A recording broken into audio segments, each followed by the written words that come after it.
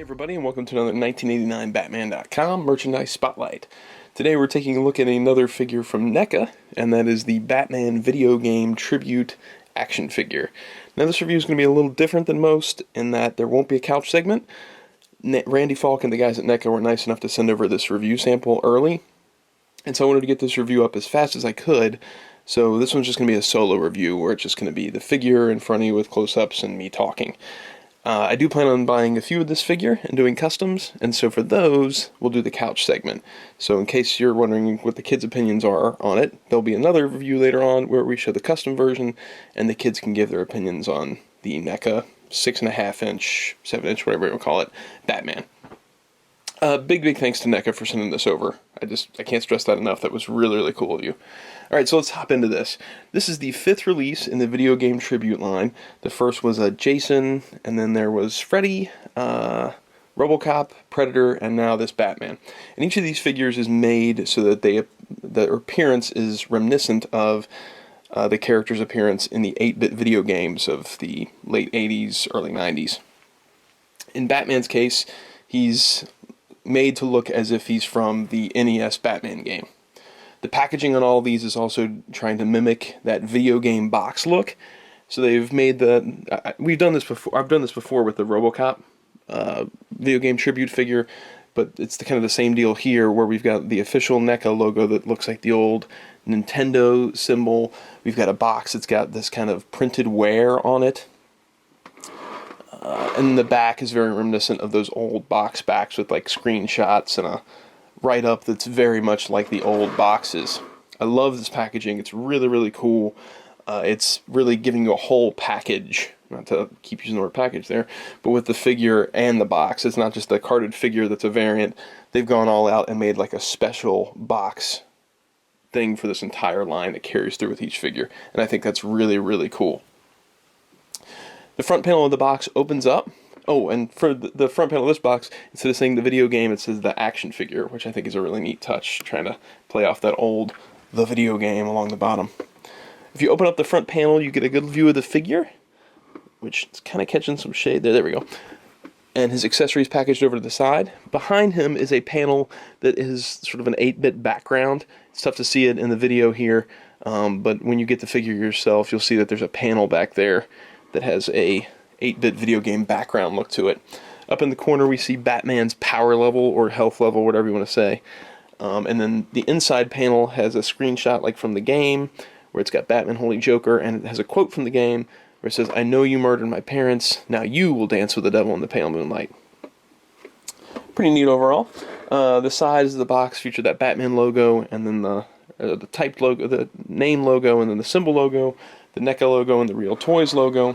Top of the box features the Batman logo. And on the back of the box, we've got this write-up, which I'll read to you really quick here. "He's totally new, totally tough, and he'll stop at nothing to make sure justice prevails. From the dark streets of Gotham City to the deepest corners of the criminal underworld comes the Cape Crusader as you've never seen him before. Incredibly strong, armed to the teeth, and ready to put his life on the line for the sake of all. On a search and destroy mission to end the Joker's reign of terror. He leaps, he flies, he dodges enemy fire and delivers it right back with a vengeance. This is no kid stuff. This is as real as action figures get. If you liked what you saw in the movie and the game, you're going to love what you see here, because this time around, Batman is all business, and he won't let anything stand in his way." That's all very true. And then the image in the back is one of my favorite shots from the film, with Batman standing at the end and the bat signal shining in the sky. And then these two screenshots are Batman holding the Batarang and Batman holding the Grapple Gun. Down here are some credits from NECA with everybody involved in making the figure. I think that about covers everything on the packaging. We're going to get this guy out, but I do want to talk a little bit about this figure and why it's a video game tribute and why NECA did this instead of doing the regular figure, which a lot of people online are complaining because they're like, well, why are they doing this goofy colors when they haven't done the Batman in this scale yet? All we have is an 18-inch. We really want a 6-inch/7-inch classic movie Keaton Batman. The reason is because this is all they can do. They don't have the rights to do a regular release Batman in this scale. All they can do is something, a little bit strange, like the video game tribute series or something like that. They had to work really hard to make this work. So it was either, I think, doing this or not doing a 6.5 inch / 7 inch, whatever you want to call it, this scale of Keaton Batman at all. And me, I will take this as opposed to nothing. This is a great base if you want to do customs, and NECA has this line going, so it doesn't make sense for them to just go, okay, we have a chance to do a Batman, we can't do him regular, but we have a chance to do him as part of our video game tribute series. Why should they not do that? That doesn't make any sense to me. Why would you not want to do something that you're already doing? If they weren't doing a video game tribute line already, and this came out of the blue, okay, then I could maybe see people complaining and saying, oh, well, it's the only thing you have. But they have a line like this, and they can do a Batman like this, they might as well do it. So that's just my opinion on it. Plus, I mean, like I said, it's a great base for customs. I can't wait to start busting out customs of this. But you don't know that yet, so let's get him out of there, and we'll take a look at the loose figure. Okay, here we have the Batman video game tribute figure out of his box. Now, for anybody that owns the 18-inch figure, this sculpt is going to seem very familiar, because what they've done here is they've scaled down the 18-inch figure, done a few minor tweaks, and brought him in at the... He's more like 6 3/4 inches, so he's right between 6 and 7 inches, but they've just brought that sculpt down to this size. So for anybody that has that figure already, the sculpt is going to be very familiar too, and the articulation is going to be very familiar too. If you don't own that figure, you're going to in for a treat if you get this figure first, because you're going to get one of the best overall 89 Batman figures possibly ever made, in my opinion. The only thing that comes close to this is really the Hot Toys figure. Obviously, the Hot Toys figure is the pinnacle of everything, but NECA has done a fantastic job of capturing this suit. It's got every detail you could want, and the sculpt is sharp, the articulation is well done and hidden well all over. It's just a really fantastic job capturing this suit. Better than the Mattel figures were, better than, you know, as much as I love my old Kenner figures, it's better than what the old Kenner figures did, the Toy Biz figure. It's just a fantastic job of capturing this suit. It's got all the details on the boots with like the hovering over them, and how you can see it's with the gym shoe underneath there, the Nike. It's got a great sculpt on the belt and the gauntlets. It's a really fantastic Keaton likeness. The cowl is well done. It's a separate piece from the head. You can actually kind of lift it up and see that there's a full Keaton sculpt underneath there, just like it was on the 18-inch figure. It's just overall a fantastic job capturing the armor, and just really, really great. I went on and on about it with the 18-inch figure, and I won't gush too much here, but I love it. I actually kind of, in some ways, prefer it to the Hot Toy, what NECA does, because they've done a great sculpt, and they've managed to get articulation in here without it being, you know, so obvious and glaring, whereas the Hot Toys body is all rubber, or it's a body underneath with rubber all over it, and that can be hindered by articulation. This guy moves great, and his sculpt is great. It's just a really fantastic figure. Alright, so as for this guy with the articulation, like I said, it's very much like the 18-inch figure, but let me break it down here for you. His ankles are ball jointed, and then his knees have a hinge that allows them to go up and down, and then a swivel where it inserts into the thigh at the knee joint. Along the top of the thigh, there's another insert where it swivels, and then it's mounted onto a ball joint that goes into the pelvis. And this pelvis area, the underwear piece and the belt are all one rubbery, soft plastic overlay. So your articulation is able to move, but you don't have that ugly hip joint. I love what NECA does with that. I've got a few of their releases now, like the Dutch from Predator and the original Rocky, that have this same kind of overlay, and I really, really like what it does in hiding that joint. He has a hip joint that's also kind of hidden by that belt. I'm sorry, waist joint that's hidden by that belt. And it's a little bit hindered, but it does move around. You get a lot more movement out of the upper mid-torso joint that's hidden by the soft plastic rubbery muscle piece. And there's also one of those on the back for the armor to get that full armor both front and back. And it's on there, and it doesn't really interfere with the articulation, so it's hiding the joint that's there. The Adam West 18-inch doesn't have that same kind of benefit of having that armor piece, and so their mid-torso joint's a little more glaring on it, but it's incredibly well hidden with their Keaton sculpts. The shoulders hinge out and then swivel up and down, and then we've got an elbow that also hinges and then swivels where it inserts into the bicep. There's a cut swivel joint where the top of the glove meets the elbow area. and then the wrist joint is just where the hand is mounted on a post. Now these are different from the 18-inch figure in that they don't have the post on the hand this time. They're just a hole, and it plugs into the peg that's on the end of the wrist. And then the head is mounted on a ball joint, and like I said, the cowl piece is sort of a soft rubbery plastic. With the Keaton head is actually the thing that's mounted on the ball. So the rubbery cowl piece is just sitting on it, and that's actually where the articulation is inside that head. As you can see, he's got a cloth cape, and it's cut with the large scallops along the bottom. There's no sew lines along the side or anything that kind of like those veiny pieces. I popped the hand off. Whereas the 18-inch figure had a cape that was a little more detailed. This is a smaller scale though, so you don't expect the same thing in those two different scales. It's just on there underneath the cowl. I've actually popped the head off at some point, and I checked it out. It's just sitting on there on the neck, and then the cowl and the head being in place keep it on there. You can do the fold-over cape look, but it doesn't catch the cowl points quite as well as the 18-inch figure did. But again, like I said, it's a smaller scale, so you can't expect to be able to do all the same things here. It's also just all material and doesn't have that leathery look. But this is cool for people later on that are going to be customizing this. I'm going to scoot him over just a little bit. In that I think this this cape could probably be dyed. Like once you pop off the head and get the cape separate, I have a feeling that you could probably dye this black.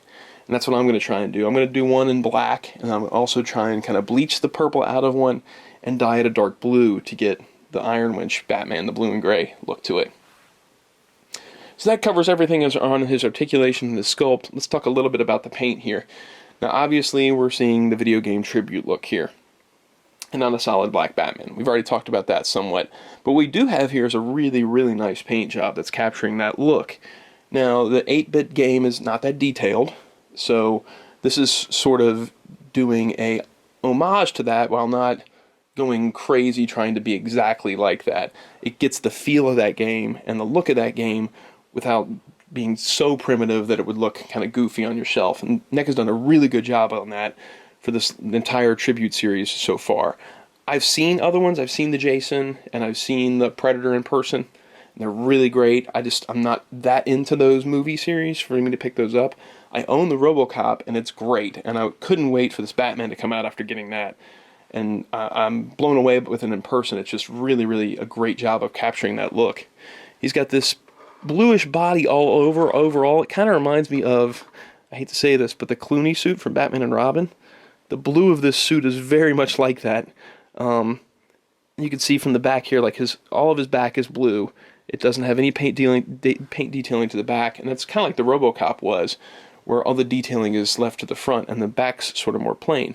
I did notice that the boot area is painted a slightly different shade of blue than the blue it's molded in. And you can kind of see where it's a different shade of blue here, where it's molding into or sort of phasing into that pinkish color. So I thought that was interesting in that it's not just that they're slapping this out there and saying it's all blue and here's some shading. They actually went the extra mile of making it seem like it's a real suit that's maybe colored like this. Kind of reminds me of the old Kenner variants in that they were sort of trying to make it seem like a real suit, even though they were kind of doing goofy things with the line. From the front, though, we see all of his different paint detailing, and that's where it's got sort of this pinkish purple highlighting throughout, and then this light blue that kind of gives detail to everything and makes everything pop. The bat symbol on his chest has also got a blue background to it, and his face sculpt is in a light blue. The eyes are not painted. They're fully black inside there. There's no whites to the pupils at all, but I think it's really neat what they did with that, in that it gives that shadowed look so well. I'm almost sad that when I go to do the movie version, I'm going to have to paint those eyes, because it makes it look so cool when it has that deep shadow inside those eyes. And the black inside there is sort of glossy, and it catches light, so you can it almost fakes it inside there for you, where the light catches it and makes it look like it has a white to the eye. Just really, really cool. I know some people are going to be harping on this paint job because it's not what they want the figure to be, but if you judge it just for what it is, this is a fantastic paint job. The figure includes a couple of accessories and extra hands that I should probably touch on real quick here. First of all, extra hand-wise, he comes with an extra right hand and extra left hand.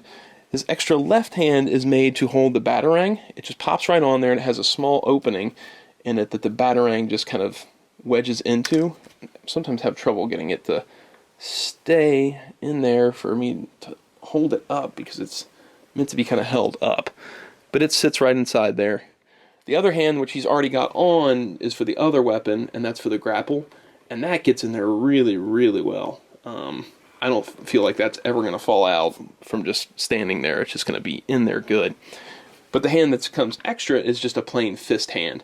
So he comes with the gripping for the grapple gun hand already in there, and you could switch out for a fist if you'd like. We already said it already. We've said it already, but the two accessories includes are a Batarang, and that is given a light pink shading all over it, just like the figure does. It does not collapse like the 18-inch version does, and it only is detailed on one side, but it's just an accessory. You can't expect them to go overboard. The detailing side is really well detailed, though. You can see every little line, and the sculpts where it's meant to be, you know, collapsed, they're all there. It's not just a plain black or plain bat shape. The grapple gun is also really well detailed. It's got detailing on both sides. It does not collapse into two pieces or have the folding stock or anything like the 18-inch did, but it is a well-detailed weapon. It's got that same pink wash all over it. These should be really, really nice when I go to do the custom. It'll be really cool to get that detailing put back in with the black. Well, the detailing's already there, but to get it covered in the black with everything, it'll, I think, look really sharp. They're well sculpted. I almost forgot to mention, the figure also has these sort of dark lines that are etched into some of the muscle areas and along the wrinkles, along the shorts, or the trunks, and then inside the boot areas. Those black lines really help to make the armor pop more for you. It might get lost, it was just that pink over there, but they went the extra mile and put all these little detail lines inside here so that you wouldn't lose that great sculpt. Overall, I just love this figure. I can't wait to do some customs with it. It's just a really bang-up job from NECA. I'm so glad they did this. It's, you know, I hate to keep going back to this, but it's really like they're giving you a gift. If you don't want the video game series and you really want a 6.5-inch Batman, they've given you a great starting point. If you've never gotten into customizing before, this is a great place to start because they're really making it just so that you have to learn to paint. That's all you have to do here. It's just get some acrylic paint and just go to town. And you're not having to try and sculpt or find all these different parts and pieces to put together into a figure. It's like a model kit, and they've given you everything you need. All you have to do is buy some paints. And for that, I can't thank NECA enough. I never thought I'd get a very accurate Keaton in this kind of scale. It just seemed like everything was stopping along the way, and NECA is the first company to get one out for us. Yeah, I'm going to have to do some work to get it to what I want it to be, but I love the video game tribute series, so I'm happy having this, and I'm happy that it's a great base for what I want to make later on. If you want to check out pictures of this figure, you can hit the info section if you're watching this on YouTube, and it'll take you to a link for a full gallery of pictures of the figure. If you want to see what we end up doing with it custom-wise, just keep an eye on the channel, and we're going to be posting videos soon of my different attempts once I have a few extras to work with. Once again, a huge thanks to NECA for sending this over. Really, really appreciate it. If you want to get your own, there will also be a link in the info section of where you can order one. And I guess that wraps it up for this time. If you have any questions about the figure or any comments, leave them in the comments section or email me at james@1989batman.com, and I'll try and answer it for you. Thanks a lot, and see you guys next time.